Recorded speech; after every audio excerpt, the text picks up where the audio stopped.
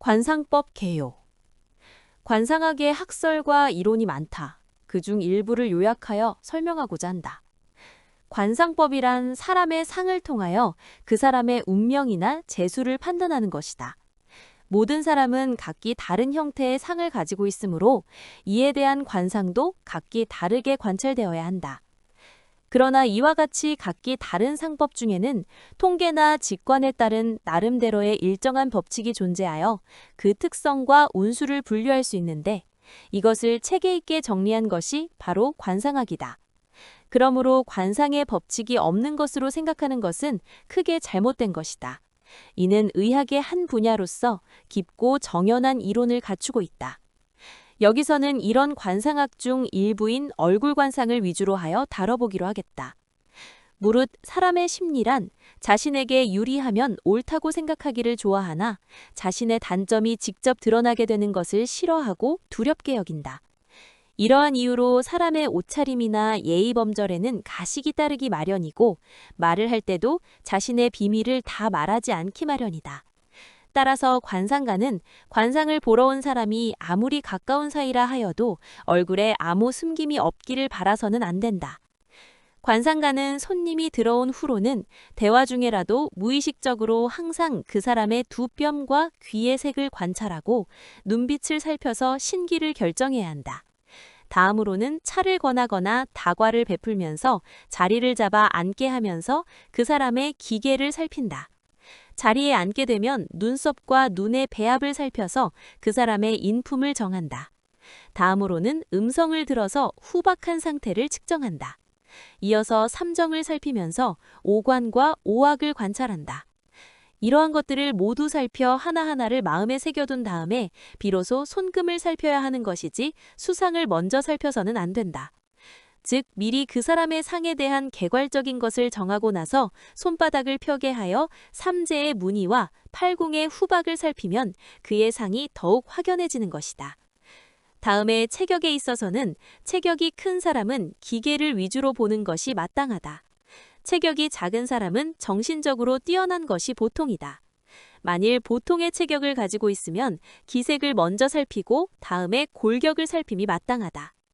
관상에 있어 어려운 점은 크게 부귀를 누릴 상이나 크게 망하게 될 것 같은 독특한 것보다는 보통의 상을 관찰하는 데 있다. 보통의 상이란 반드시 체격이 평범하다고 하여 정해진 것이 아니고 몇 가지 조건에 맞추어 논설법상으로 설정한 것에 불과하다. 이는 체격이 크고 작은 것만이 사람의 부귀를 결정해버릴 수는 없기 때문이다. 보통상에 있어서 먼저 기색을 관찰한다는 것은 문장에 뛰어나고 이치에 밝으며 눈썹도 짙고 음성이 부드러운 사람은 학문이나 철학을 하는 사람임을 안다거나 법률에 능통한 사람이라면 법원에 근무하는 것들을 아는 것을 말한다. 목소리는 괜찮은데 광대뼈가 볼품이 없다거나 광대뼈는 괜찮은데 코가 못생긴 사람은 직장에서 일하는 사람임을 알 수 있다. 체격은 볼품이 없으면서 허세를 부린다거나 체격은 좋은데 일하기를 싫어하는 사람들은 대부분 한량배들이다. 몸이 가벼운 사람은 따르던 사람들도 자주 떠나가게 되고 몸이 묵직한 사람은 사람들이 오래도록 따르기 마련이다. 재능도 부족한데 몸이 작은 사람은 반드시 몹시 가난하거나 기이한 재난을 당하기 마련이다. 사람이 쉽게 만족하고 쉽게 실증내거나 하면 비록 처음에는 성공을 하더라도 반드시 실패를 맛보게 되니 뒤가 좋지 못하다. 다음으로는 기운의 성패를 살펴보기로 하겠다.